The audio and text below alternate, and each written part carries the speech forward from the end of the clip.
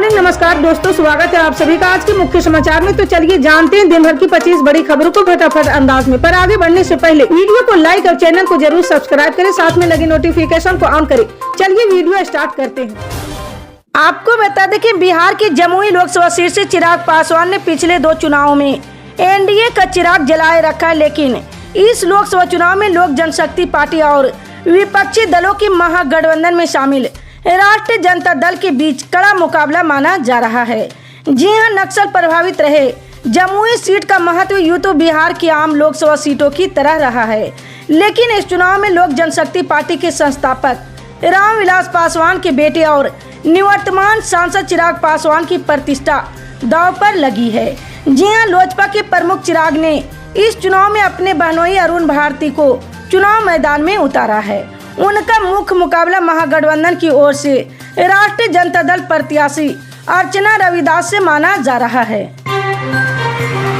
आपको बता दें कि केंद्र की मोदी सरकार में कैबिनेट मंत्री अर्जुन मुंडा पर झारखंड हाई कोर्ट ने जुर्माना लगाया। जी हां, कोर्ट ने याचिका में त्रुटि न सुधारने पर झारखंड हाई कोर्ट ने केंद्र मंत्री अर्जुन मुंडा पर 1.25 लाख रुपए का जुर्माना लगाया है। मुंडा ने उनके खिलाफ दर्ज की गई एफआईआर को चुनौती देते हुए याचिका दायर की थी। जी हां, केंद्र मंत्री अर्जुन मुंडा समेत भाजपा के कुछ कार्यकर्ताओं पर सचिवालय की ओर मार्च निकालने के दौरान पुलिस के साथ झड़प में शामिल होने के आरोप है। इसी संबंध में एफआईआर दर्ज की गई थी। जी हां, ये मामला 11 अप्रैल 2023 का है।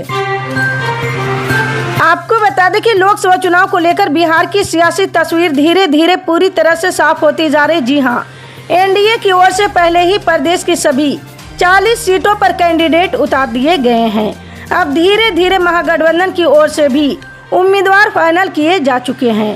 जी हां, लंबे इंतजार के बाद राजद ने भी बीते मंगलवार को अपने हिस्से की 22 सीटों पर उम्मीदवार उतार दिए हैं। वाम दल भी अपने प्रत्याशी घोषित कर चुके हैं। जी हां, कांग्रेस की ओर से अभी तक सिर्फ 3 सीटों पर कैंडिडेट दिए गए हैं और 6 अभी बाकी है। इसी तरह से वीआईपी ने एक झंझारपुर को क्लियर कर दिया है। जी हां, गोपालगंज और पूर्वी चंपारण को लेकर सस्पेंस अभी बरकरार है। राजद अध्यक्ष लालू यादव भी सिवान सीट पर अभी तक मंथन कर रहे हैं। इन सब के बीच सियासी जानकारों का कहना है कि प्रदेश में मुख्य मुकाबला एनडीए और महागठबंधन के प्रत्याशियों के बीच होगा। हालांकि लेकिन कुछ सीटों पर त्रिकोणीय मुकाबले के आसार भी नजर आ रहे हैं। जी हां, इन सीटों में पूर्णिया लोकसभा सीट सबसे आगे है। आपको बता दें कि लोकसभा चुनाव 2024 से पहले दिल्ली में एक और बड़ा चुनाव होने जा रहा। जी हां, दिल्ली नगर निगम के मेयर और डिप्टी मेयर पद के चुनाव के लिए नोटिफिकेशन जारी कर दिया गया है। एमसीडी के महापौर और उप महापौर पद के चुनाव के ऐलान के बाद दिल्ली की राजनीति एक बार फिर से गर्मा गई है। आम आदमी पार्टी, बीजेपी और कांग्रेस के लिए एमसीडी के मेयर पद का चुनाव भी कम महत्वपूर्ण नहीं है, क्योंकि पिछले साल 26 अप्रैल को ही एमसीडी के मेयर और डिप्टी मेयर पद के चुनाव में बड़ा बवाल कटा था। जी हां, मामला कोर्ट तक पहुंच गया और बाद में कोर्ट के दखल के बाद मेयर और डिप्टी मेयर पद का ऐलान किया गया था। आपको बता दें कि जम्मू कश्मीर के पूर्व सीएम और नेशनल कॉन्फ्रेंस के उपाध्यक्ष उमर अब्दुल्ला श्रीनगर निर्वाचन क्षेत्र से लोकसभा चुनाव लड़ेंगे। नेशनल कॉन्फ्रेंस के जरिए कहा है कि उमर अब्दुल्ला श्रीनगर निर्वाचन क्षेत्र से इंतखाबी मैदान में उतरेंगे, जबकि पूर्व मंत्री और पार्टी के senior leader Chaudhary Mohammad Ramzan north Kashmir Baramulla seat से इलेक्शन लड़ेंगे।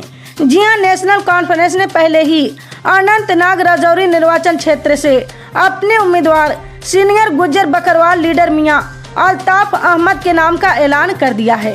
वहीं दूसरी तरफ पूर्व सीएम और पीपुल्स डेमोक्रेटिक पार्टी की सदर महबूबा मुफ्ती ने भी अनंतनाग राजौरी निर्वाचन क्षेत्र से लड़ने के अपने फैसले का ऐलान किया है।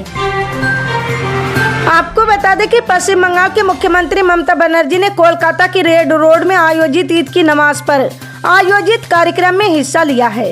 इस दौरान उन्होंने सभी को ईद की मुबारकबाद दी है और उन्होंने कहा कि ये खुशियों की ईद है, ये ताकत देने की ईद है। इस ईद को 1 महीने तक उपवास करके मनाना बहुत बड़ी बात है। हम देश के लिए खून बहाने को तैयार है, लेकिन देश के लिए अत्याचार बर्दाश्त नहीं करेंगे। समान नागरिक संहिता स्वीकार नहीं है। मैं सभी धर्मों में सद्भाव चाहती हूँ, आपकी सुरक्षा चाहती हूँ। उन्होंने बीजेपी पर आरोप लगाया कि वो चुन चुन कर मुसलमान नेताओं को फोन करे और पूछ रहे कि उन्हें क्या चाहिए। ईद की नमाज को संबोधित करते हुए ममता बनर्जी ने साफ कहा कि वो यूनिफॉर्म में सिविल कोड, एनआरसी और सीएए लागू नहीं होने देंगे। आपको बता दें कि दिल्ली के तिहाड़ जेल में बंद केजरीवाल को झटके पर झटके लग रहे। जी हाँ, पिछले 48 घंटे में केजरीवाल को 5 बड़े झटके लगे हैं। हालांकि आपका कहना है कि वो चुनौतियों से निपटेंगे और जल्द ही दिल्ली के मुख्यमंत्री जेल से बाहर आएंगे। जी हाँ, बुधवार को दिल्ली हाई कोर्ट ने केजरीवाल की गिरफ्तारी और न्यायिक हिरासत को वैध ठहराया तो उन्होंने सुप्रीम कोर्ट का रुख किया है। जी हाँ, केजरीवाल ने सुप्रीम कोर्ट में न सिर्फ हाई कोर्ट के फैसले को चुनौती दी बल्कि आम चुनाव प्रचार में हिस्सा लेने के लिए जल्दी रिहाई की मांग की है। जी हाँ, सुप्रीम कोर्ट इस मामले में 15 अप्रैल को सुनवाई करेगा। हालांकि बेंच को लेकर स्थिति स्पष्ट नहीं है। सवाल उठ रहा कि क्या 5 झटकों के बाद केजरीवाल को अगले हफ्ते सुप्रीम कोर्ट से राहत मिलेगी। आपको बता दें कि दिल्ली के कथित शराब घोटाला मामले में केंद्रीय जांच एजेंसी सीबीआई ने बीआरएस नेता के कविता को अरेस्ट कर लिया है। वो ईडी के मामले में अभी न्यायिक हिरासत में। जी हाँ, आपको बता दें कि के कविता को ईडी की टीम ने पिछले महीने ही हैदराबाद में उनके घर से गिरफ्तार किया था। दिल्ली शराब नीति मामले में गिरफ्तार भारतीय राष्ट्र समिति के नेता और तेलंगाना के पूर्व मुख्यमंत्री चंद्रशेखर राव की बेटी के कविता को कोर्ट से भी राहत नहीं मिल रही है। जी हां, सोमवार को राउज एवेन्यू कोर्ट ने उनकी अंतरिम जमानत याचिका खारिज कर दी थी। कविता ने अपने 16 वर्ष बेटे की चल रही परीक्षाओं का हवाला देते हुए अंतरिम जमानत मांगी थी। दिल्ली की राउज एवेन्यू कोर्ट ने 4 अप्रैल को कविता और परिवर्तन निदेशालय की ओर से पेश वकील की दलीलें सुनने के बाद अपना आदेश सुरक्षित रख लिया था। आपको बता दें कि राष्ट्रीय जनता दल ने लोकसभा चुनाव के लिए बिहार की 22 सीटों पर प्रत्याशियों के नाम की घोषणा कर दी है। इसमें लालू यादव की 2 बेटियों समेत भूमिहार, राजपूत, मुस्लिम, दलित समेत जाति समीकरण को खास तवज्जो दी गई है।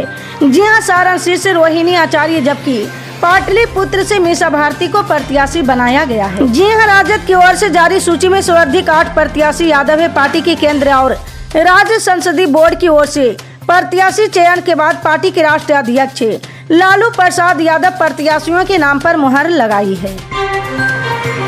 आपको बता दें कि हिमाचल प्रदेश में आज से 5 दिन तक मौसम खराब रहेगा। जी हां, एक बार फिर प्रदेश में मौसम ने करवट बदल ली है। एक सप्ताह धूप खिलने के बाद अब प्रदेश में मौसम 5 दिन तक खराब रहेगा। प्रदेश में 2 पश्चिमी विक्षोभ सक्रिय होंगे। एक पश्चिमी विक्षोभ आज सक्रिय होगा, हालांकि ये कमजोर होगा। वहीं इस पश्चिमी विक्षोभ का प्रभाव दिखना शुरू हो गया है। अधिकतर हिस्सों में बादल छाए हुए हैं। जी हां, आज और कल कुछ हिस्सों में हल्की बर्फबारी होगी। आपको बता दें कि दिल्ली पुलिस के स्पेशल सेल ने एक ऐसे शख्स को गिरफ्तार किया है जो आजीवन कारावास की सजा मिलने के बाद पैरोल लेकर फरार हो गया था। जी हां, दिल्ली पुलिस ने आरोपी को पकड़ने के लिए लोकसभा चुनाव में मतदाता कार्ड बनाने वाले चुनाव अधिकारी बनकर 500 घरों में दस्तक दी है और आरोपी को मुंबई के गोवंडी इलाके से आखिरकार धर दबोचा है। जी हां, बताया जा रहा है कि आरोपी मुश्ताक कोविड में मिली छूट का फायदा उठाकर पैरोल में जेल से बाहर आया था और उसके बाद शादी करके मुंबई में जाकर छिप गया था। इसी तरह की पल पल की अपडेट जानने के लिए जुड़े रहे हमारे MSP न्यूज के साथ। मिलते हैं अगली बड़ी खबर में, तब तक के लिए जय हिंद।